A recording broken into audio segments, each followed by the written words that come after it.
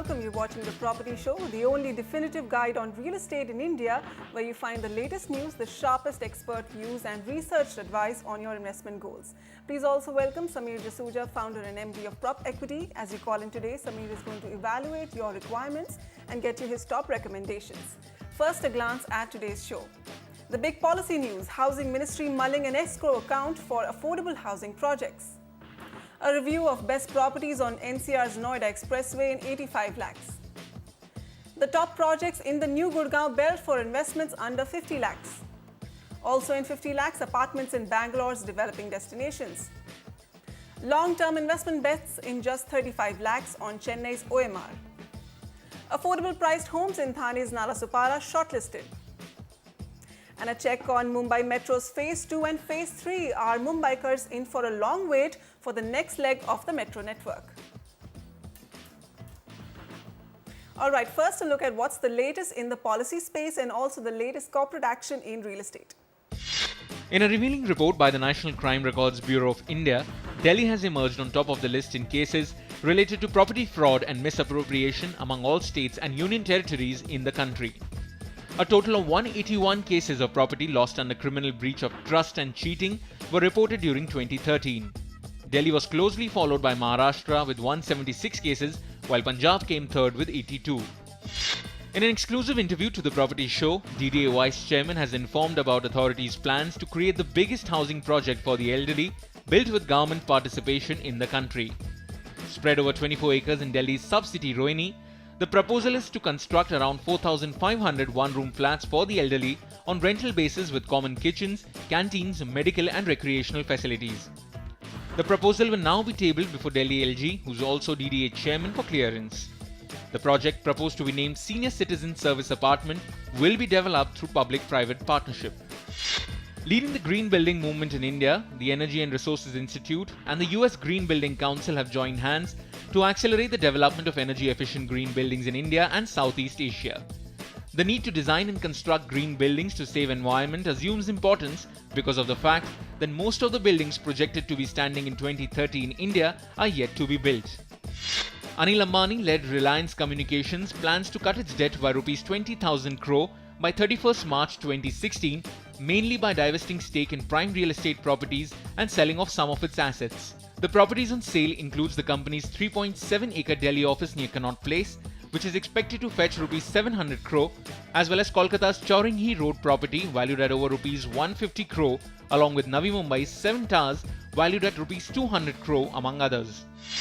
Tata Housing plans to invest Rs 600 crore over the next 4 years to develop a new luxury residential project in Gurgaon. This is company's fourth project in this region, with a proposed development of about 150 villas in a price range of Rs 3 to 8 crores, spread over 35 acres on Gurgaon Sona Road.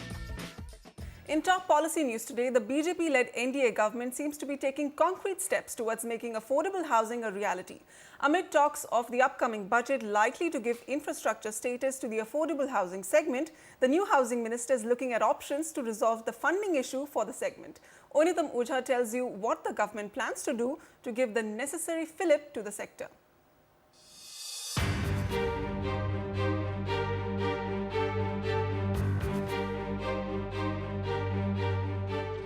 Prime Minister Narendra Modi's dream project Housing for All by 2020 is forcing the new housing minister, Mr. Venkaiah Naidu, to do some out-of-box thinking.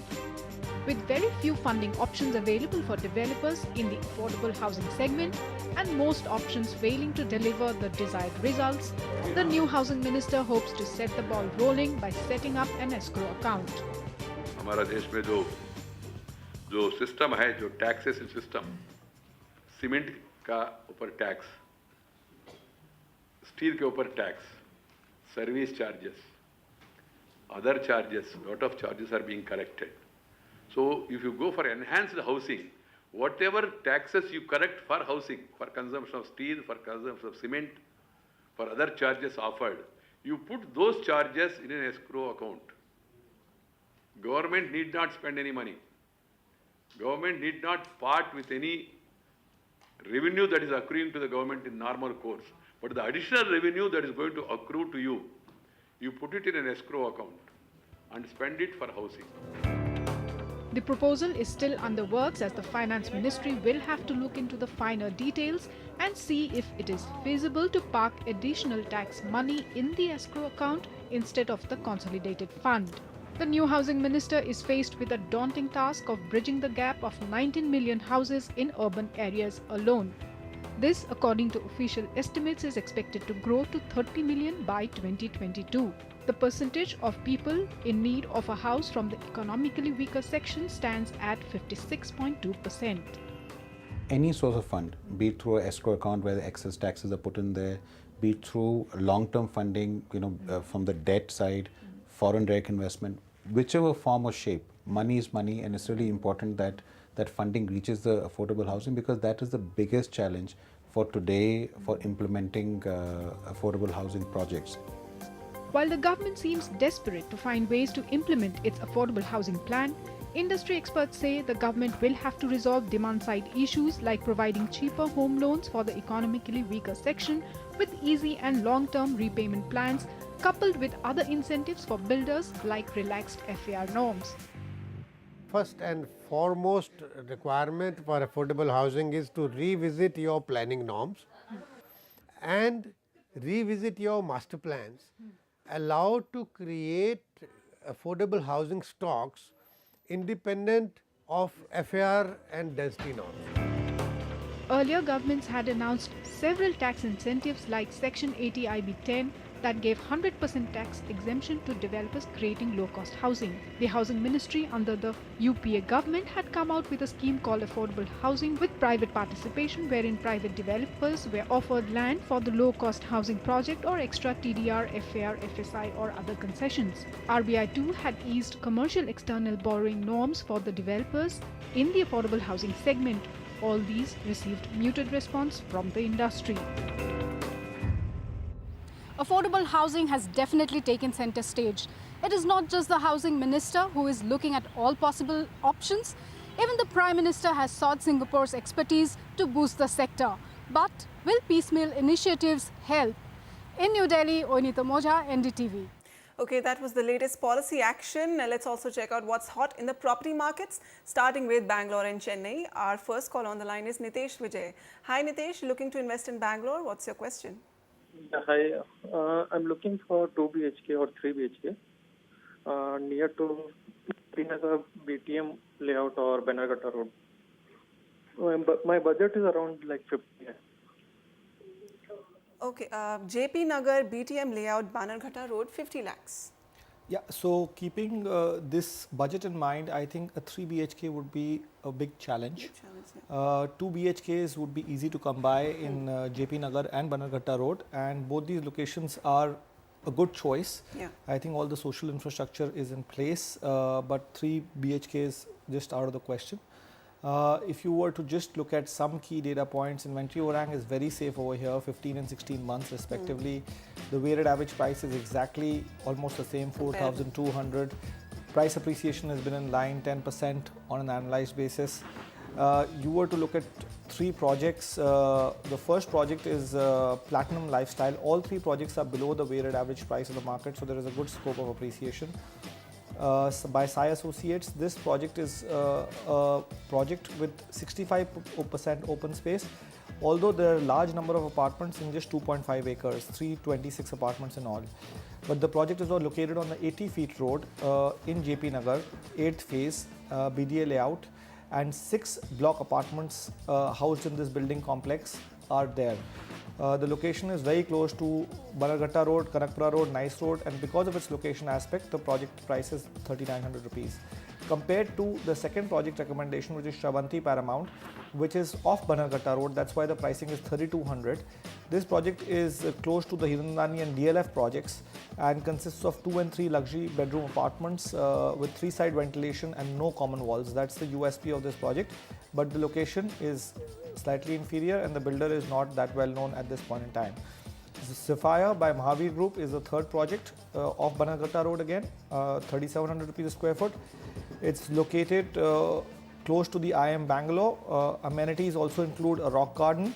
All the major banks have approved this project. A Khata, CC, OC are all in place, and Mahavir Group is a reputed developer in the Bangalore market. Nitesh, we're recommending you 3 projects, one in JP Nagar and 2 just off the Bannerghatta Road. All 3 are 2 BHK options which come in your budget. Also, these 2 locations, JP Nagar, Bannerghatta Road, you can expect long-term price appreciation given that both of these locations lie on the Namma Metro corridor.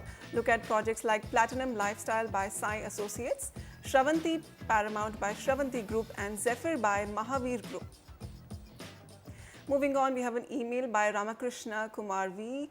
He writes, I would like to know some suggestions to buy an individual villa in Bangalore. My budget is 1 crore. Requirements are near existing or upcoming metro stations, near good schools and no water problems. Your budget for 1 crore for a villa is a decent one, but the only problem is that if you want to look at projects which are close to the metro stations, then you need to increase your budget to about 1.5 odd crores towards excellent locations with proximity to the metros. However, we've got 3 projects which have villa options that are located reasonably well, but not very close to the metro stations as such. All 3 micro markets, which is Kanakpura Road, Sarjapur Road and Chandpura Junction, are well below the danger zone of 24 months, 22 months and 15 months respectively for Chandpura Junction and Kanakpura Road. Sarjapur is at 21 months. If you look at the weighted average price, they move between 3,800 rupees a square foot to 4,600 rupees a square foot. The price appreciation trends have been very good for Chandpura Junction though, because of the low base price, 11% on an annualized basis, followed by Kanakpura Road at 10%, and Sarjapur Road has been the least at 6% because of the oversupply. There are 3,200 units over there. Coming to the recommendations, you have Napa Valley by Concord Group. This is the package price of 5,093 rupees a square foot, all inclusive. The land area is 1,162 square foot and there's a built up of a 3 BHK also. This is a 110 acre gated community, so a lot of advantages because of that, being completed in 5 phases. The other thing is that 18 banks have already approved of this project, so very well reputed project with a 3-star clubhouse. Secondly, we have Peninsula Palmville by Peninsula Infra. This is in Sarjapur. There the land area is 2,879 square foot and this project is very close to the Wipro corporate office, 13 kilometers only, and the project is in 10 acres with 15 to 20 families already residing in the project. Lastly, we have Mayur Pride by Mayur Group, Chandpura Junction. The package price here is 3,391 rupees a square foot with land area being of 1,500 foot over here. All projects are available with the developer. This project is about 48 villas located in the BDA township and the construction has commenced, and recently possession for the villas is going to be by about May 2016. Okay, so Mr. Kumar, look at Sarjapur, Chandapura Junction and Kanakpura Road. All 3 locations will offer you individual villa developments close to transit projects. Sarjapur specifically is close to the commercial belt of OMR and Electronic City in Whitefield. Chandapur has accessibility through the Hosur Road and a big project. The metro connectivity is going to come here. And Kanakpura Road also going to be connected by the Namma Metro. Work is ongoing. Projects you could look at Napa Valley by Concord Group, Peninsula Palmville by Peninsula Infra and Mayur Pride by Mayur Group. Okay, we also have Sandhya Joseph on the line. Hi Sandhya, how do we help you? Hi, I'm interested in investing in a 2 BHK apartment in Chennai, either South Chennai or West Chennai. I don't intend to move there for the next 10 years at least, but I would like to put the property on rent. Would you have any recommendations? My budget is around 35 lakhs. Okay. So wants to invest 35 lakhs, willing to wait for at least a decade. So we need to go to the... We would definitely recommend South Chennai over West Chennai because South Chennai is the IT corridor of Chennai as such, and the best rental options will emerge over there, and from a 10-year perspective I think the investment will do reasonably well. The 3 micro markets that we've shortlisted are Sirusari, Thalambur and Padur. Although some of these micro markets have not done so well, but eventually they would catch up and there's a higher price appreciation potential as such. For example, if you look at Thalambur, the price appreciation has been only 12% over 2.5 years or 4% on an annualized basis.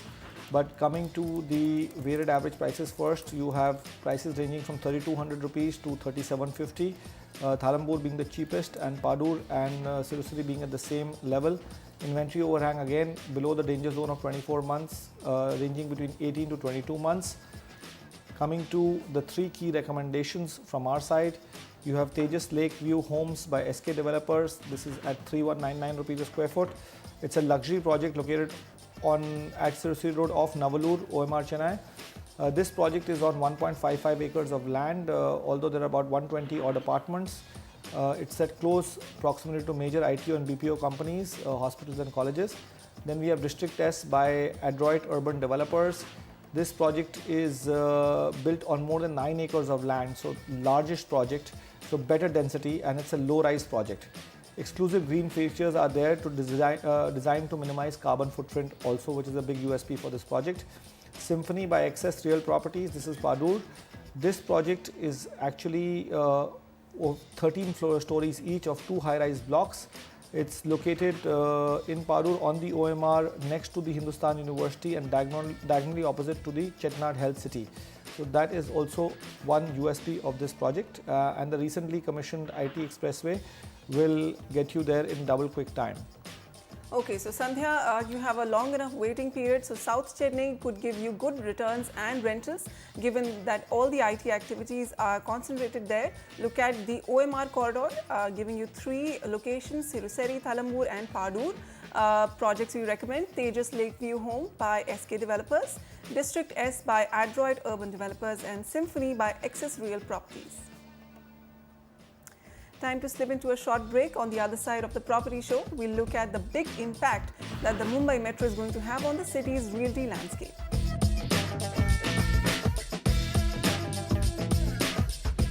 Also coming up would be super affordable residential options in Pune for 30 lakhs.